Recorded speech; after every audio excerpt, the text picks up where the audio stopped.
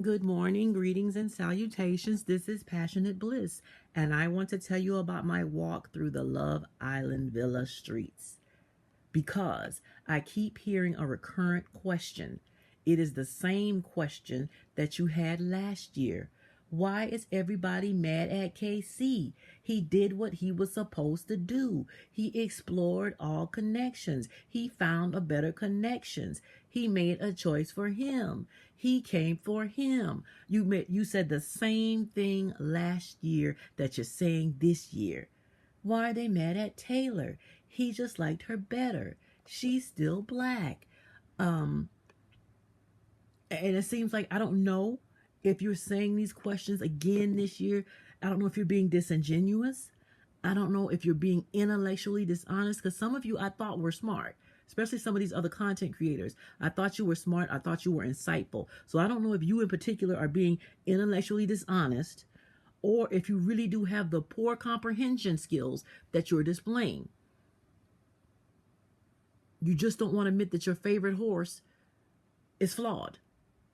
I don't know if that's the case or you really don't understand. So I made this video to tell you in clear terms why people are mad with KC. It's not what he did. They supposed to explore. If the girls don't want to explore, that's their business. They got nothing to do with him. He's supposed to look for better connections. If the girls didn't want to do that, that's on them. We all understand that. It's not what he did. It's how he did it. I'm going to say it again because I think some of us might be slow. It's not what he did. It's how he did it. And I realize I talk fast, so I'm going to slow down my speech. I don't want you to miss it because you're going to ask it again next year. It's how he did it. In life, it's not what you say. It's how you say it. I'm a firm believer you can tell anybody anything. You can be honest with the people around you. It's how you say it. So what did he do? How did he do it? This is what Casey did. He sold us a bill of goods. That's why people are mad. Have you ever been to the store? You thought you found a good deal. You found a nice bargain. You opened up the package and saw that the fruit on the bottom was rotten. That's what Casey did. You bought a pretty vase. You brought it home. You turned it upside down and you could see a big crack in the bottom of it. You didn't see it in the store. That's what Casey did. He sold us a bill of goods that was flawed. In fact, it was a complete farce. What did Casey sell us? Casey sold us that he was a strong black man uplifting a queen. That's what he sold us. He's got Still I Rise on his back. Pro-black. That's what he sold us. He had several capes on. He had the cape of black love on his back. He was the hero. He had the cape of a dark-skinned man uplifting a dark-skinned woman. He was a hero. He had the cape on his back of a high racial IQ. Still I Rise. I love the melanin. You the blueprint. He put a third cape on his back. He sold us the fact that he was a man of integrity. He was prioritizing her feelings. He had her up there on a pedestal. He poured into her. He reassured her. He stopped Melanie from making a fool out of herself in front of Casey and his new side chick. We thought he was a man of integrity. At one point, we were saying that he was the last honest person on the show. He kept it real with Melanie. You knew that wasn't Corbin you was kissing. And to the point where she had to admit, okay, nobody's buying that. He showed us that he was honest, that he was the one that was sincere. And he did it all with a sense of humor. And he was a perfect physical specimen. Casey was, in my opinion, and of course I'm biased because I'm black, he was the best looking man on that show. He wasn't a pretty boy. He wasn't as pretty in the face as Sincere in them. But his face card is not declining. And his body was impeccable. He was the best looking dude on day one. And I think that he felt like that's why somebody should have been behind his door. He felt entitled to one of those black women being behind his door. But that's a side point. He sold us the bill of goods that he was a strong black man of integrity, sincerity, honesty, with a sense of humor. That was his villa mask, as we came to discover. Because when he got to Casa, what he showed us was that he was a liar. Because of the switch up. It's because of the switch up. And this is what hit it for me. He fooled us all into thinking that he had something good and solid with Anaya. that they were having shaky grounds, and the shaky grounds because of her insecurity, which was really her intuition, as it turns out, that he didn't really want her, that he was only using her as a placeholder to get to Casa. She flat out accused him of it. He told her she was being disrespectful saying that. She felt something was telling her, and it turns out it was her intuition, that he didn't really want to be with her, that she was the safe choice, that he was using her just to get to Casa. She picked up on all of that, but she overrode her intuition because of the love bombing, because of the blueprint speech, because of the I love melanin speech, because of the we can work it out in the letter. I hate not being close to you. He sold us all the same bill of goods he sold Anaya. But when he got to Casa, it was all of a sudden, I have nothing in common with Anaya. She's giving this guy at the villa what she should have been giving me. He said while he was in the villa, he had complaints about her. He said he was getting no action in bed, and that made him want to explore. And he never got over the fact that she didn't choose him. Those are the only two complaints that he gave of Anaya. She didn't choose him. He was getting no action in bed. And she kept accusing him of using her as a placeholder. Those were his complaints about her. Okay? But the thing is, he was complaining to everybody but Anaya. She thought that he was still her Prince Charming when she went into Casa. The entire time, as he showed us in Casa, he hated her. He hated her. He resented her the entire time. But he didn't make that known to her before he left because he never complained. He just agreed to, but she made her complaints to him known. And he acquiesced to all her complaints just so he could stay in that villa. So Anaya went into Casa thinking that she had something good and solid and that it needed working on. Because the only complaint Anaya had was that she didn't want him to explore. Because he love bombed her so hard, she bought into all of it, and she didn't want to explore because he love bombed her so hard when he hated her the whole time. She didn't want to explore, and she did not want him to explore. She wanted to be closed off, but he didn't want that because he intended to dump her the entire time. He didn't want that, and that's what was frustrating her. She wanted him closed off, and he didn't want to close off. And if what he was saying to her was true, he would have wanted to close off, but he didn't because it was never true. But we didn't find that out until later because he fooled us all. We thought he was going to go over there and cut up at Casa and come back to her. That's what she thought. He's going to go there, get up the exploring out of his system, cut up at Casa and come back to me. That's what she thought. She had no reason to think otherwise. None. And even though she met her actual Prince Charming, she could not see him. She could not engage with him because Casey and the fantasy she had put on his shoulders of being her Prince Charming was still on Casey's back. And the guy that left, he was worthy of that. And so for that reason, she was not going to be disloyal to her fantasy and Casey and his role in her fantasy until he showed her what he truly was. So she could not accept Carl. She could not engage with Carl, just like Olandria. She could not engage with Jalen. She could not engage with Nick because Taylor was in the way. And so she sent her actual Prince Charming home for the fantasy that Casey sold her. But when Casey got over there in Casa, his Casa mask came on. And what was in his Casa mask? Because remember, the villa mask was the strong black man uplifting a queen with integrity, sincerity, honesty, and a sense of humor. Casey was the man to beat. Before he went to Casa, he had this competition won. He was winning. But when he got to Casa, the level of vitriol and contempt on his face and in his voice when he spoke about Anaya was a slap in the face. We were stunned to see him. I even saw Sincere look at him sideways when he said, I have nothing in common with Anaya. The level of contempt in his voice and on his face, even Sincere literally looked at him sideways when he said that. He surprised all of them. They said, oh, you're totally different in Casa because the mask was off. Yeah, they didn't understand my powers. He was back in his element now.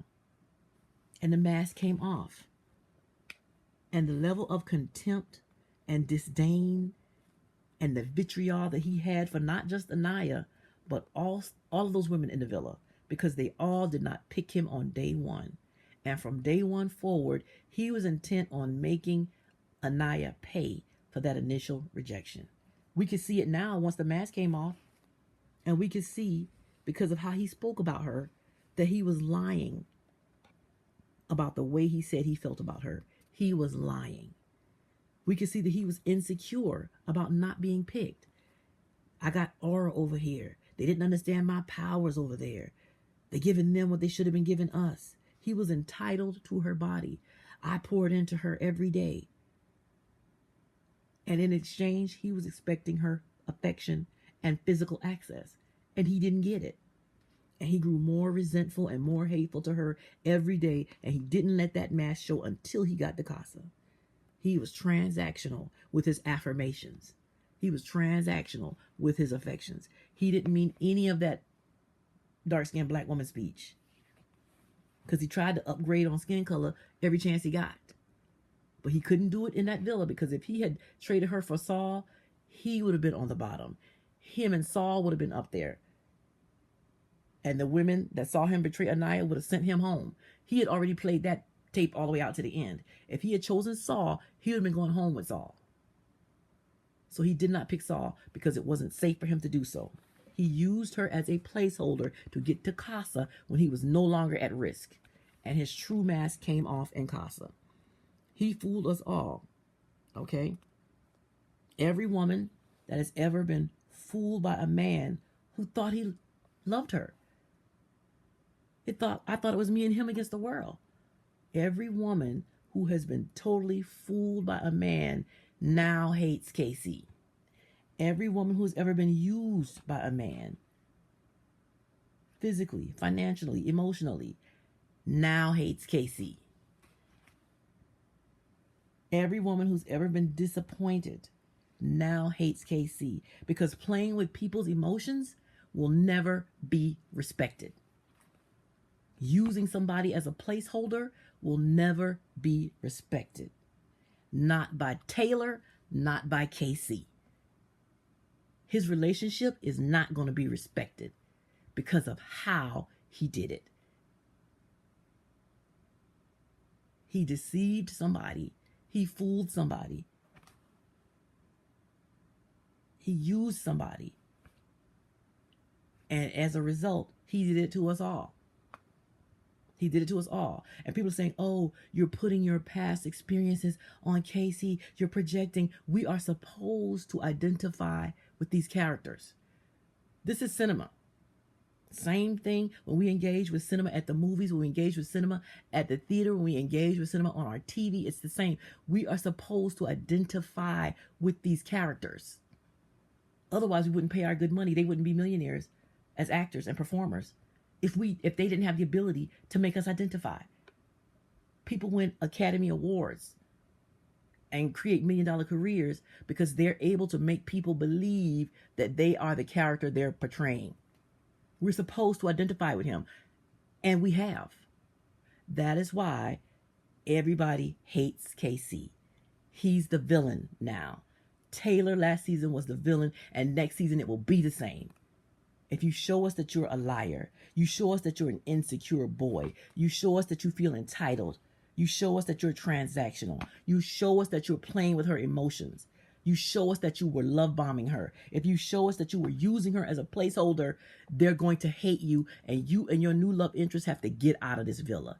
Casey is going at the next available one. It took us 2 votes to get rid of Taylor and Clark last year, probably going to be the same this year. Casey and that hood rat, easy access hood rat that he came back with, they have to go. He's going to have to pay for that. So I don't know how clear I can be. It's not what he did, it's how he did it. It's the thorough deception that's evil. The level of hatred and contempt and resentment he has for her and those women, all the women in the villa, yeah, they're high school, not college. They owed all that to us and gave it to them. They didn't understand my powers. His vitriol is for all those women in that villa. And then so when he comes back after Casa, he tries to put the villa mask back on and say, hey, friends. Hey, friends. And the girls in the villa haven't even seen the worst of it. They don't know the level of contempt and hatred that he has yet. They just reeling from the switch up. Hey, friends, I made this choice for me, not Anaya. Hey, friends. Nobody's buying it now. Nobody's buying it. And the public certainly isn't going to buy it. Even if they buy it in the villa and ease up and start being nice to him again, which they will. They will. We're not going to buy it. Casey is finished. He's finished on this villa. And when he gets out, he's going to get the Taylor treatment. You know, the modeling gigs he was going to get, that's over. The brand deals he was going to get, that's over.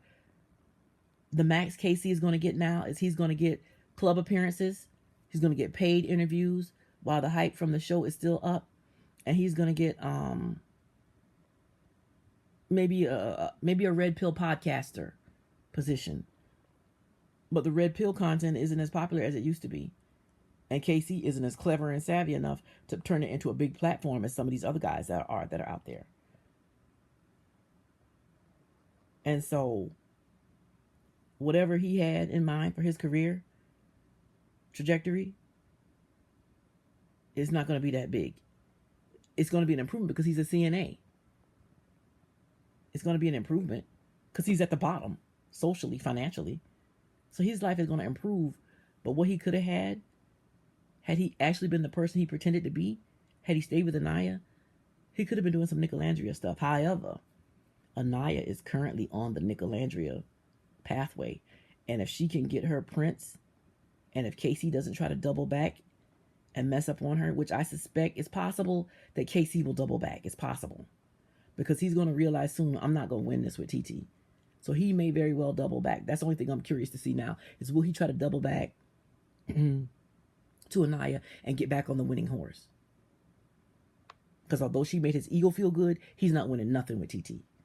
It's possible he could double back and throw her off her trajectory. And I'm not convinced the way Anaya has been behaving that she will be smart enough to see this double back for what it is.